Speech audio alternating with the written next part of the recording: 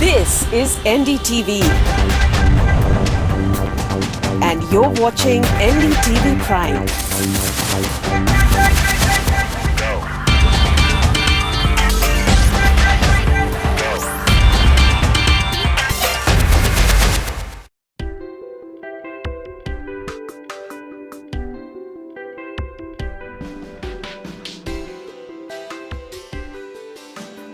2015 was the year when startups in India were making news for big and bigger investments.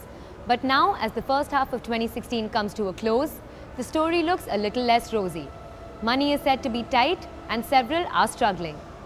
From a financial startup that's riding out the storm to an ambitious team that started in this year despite advice to the contrary, let's take a look at how these funding problems are treating different startups. Founded in late 2012, Easy Dhan is a financial services provider operating in Delhi NCR and Punjab. The company helps migrant workers and other underbanked people to send money back home, load cash onto a prepaid card, apply for a loan, and even buy insurance, all from a local corner outlet. Easy Dhan has tied up with Yes Bank for financial services and Max Life for insurance. The company claims to have 900 crores in transaction volume in the last fiscal year and is currently completely self-funded. We have tried to raise funding in the past. I think the problem has been that the sector has received funding in the past, but it has not been utilized very well. People have used this funding to gain scale instead of looking at profitability on a per transaction basis, which has led to a lot of dirty politics in the market. And post the announcement of the payment banks in August 2015, we have seen that the sector is looking better in terms of pricing. There's not much undercutting anymore. They say they have over 7,000 distributors that are all trained by their sales staff to facilitate any kind of transaction.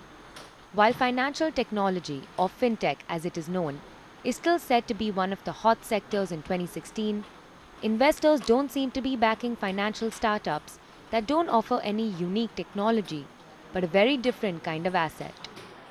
It takes a lot of trust for people to wake up in the morning, go to a bank and put 5 lakhs into your account.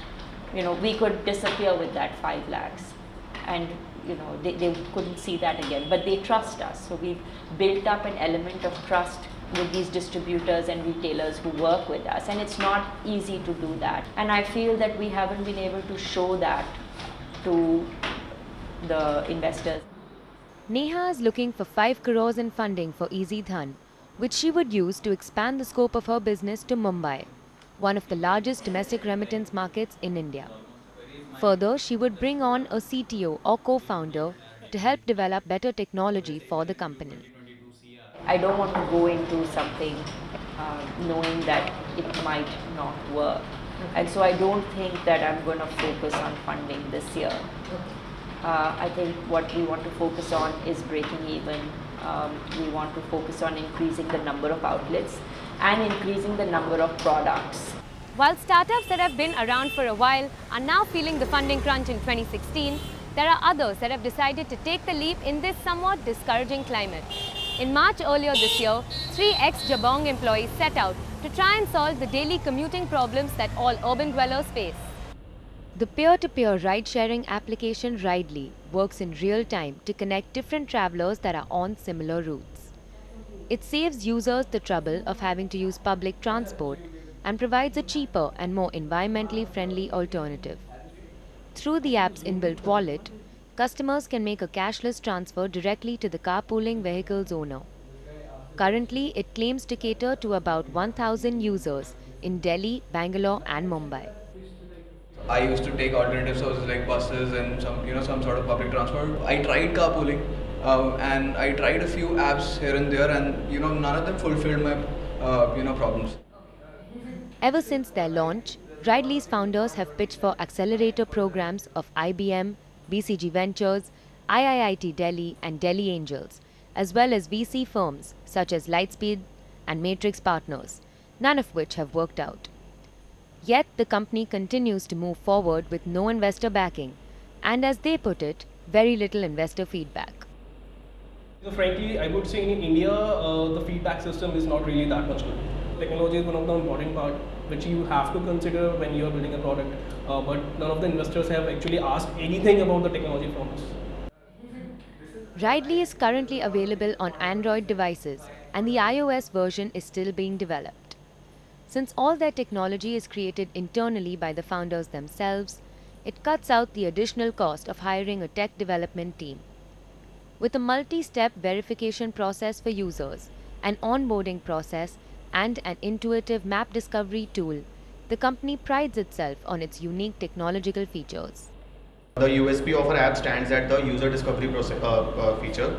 In that, for example, I am looking for a ride from here to my home, but I don't find any rides. But there is another person who performed a similar search from, let's say, from the market to somewhere nearby home. So that person will be shown to me. I can chat with the user and I can plan my travel together with him.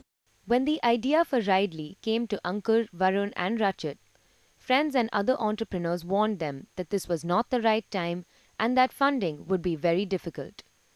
They considered waiting until 2017 to start their company, but later realized that by then, their competitors in the urban transport space would have grown and the market would be saturated. I've seen that in 2015 there were many startups who have raised funds just on the basis of the business they have. But thing is that things are more difficult right now. Even though we have a product, we have a working prototype which is working. It's public, people are using it. But still, I would say that if this has been released in 2015, it would have been much more easier for us to raise funds.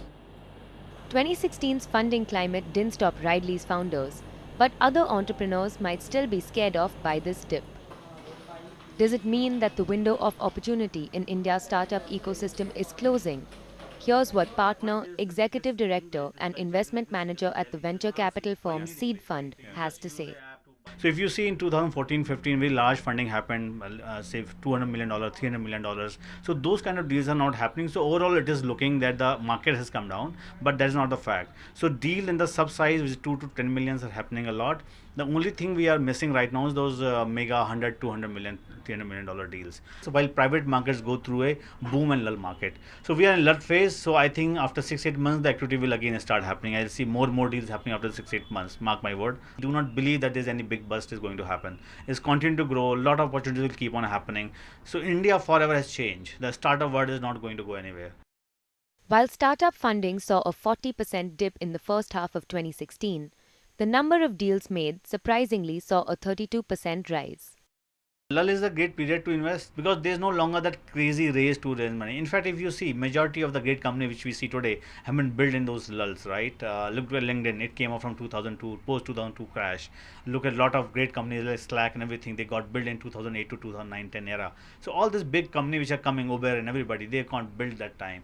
So that this slow times are the best time because then there's not much froth. You can be firmly on the ground and understand what you're really trying to do rather than being governed what the newspapers are telling you or your neighbors are telling you to do.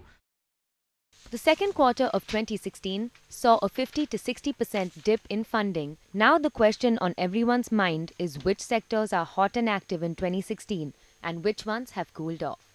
Definitely there is a dip, around 40% dip into the investments, primarily because some of the sectors we were the front runners in that. There was valuation corrections of some of the big startups in that space. The market is undergoing through improvisation. I think right now the fintech is definitely very hot. Artificial intelligence is very hot. These are two sectors which are drawing maximum money out of the market. Even in a volatile market with ups and downs in funding, there are still those successful startups that are doing everything right. These are entrepreneurs that have been through the grind, tried, failed, and tried again to learn just how the market works and how to work within it. One of these startup stalwarts, Swati Bhargava, co-founder of Cashkaro, still sees hope in the 2016's market space. I've spoken to a lot of VCs, some of my friends as well, and I asked them, what has changed for you guys since last year? Why is there so much talk that investors are pulling back their purses? And they all say, look, we have a lot of money still. It's not that we've run out of cash. It's just that we're not putting it as much because I think a lot of the irrational exuberance that had set into the system, that is what has gone. I don't think the total money has walked away. As Swati says, the money hasn't left the table, but you might just have to work a little harder to get it. It's time for a short break now, and we'll be back with what exactly an investor is looking for during a startup pitch. Stay tuned.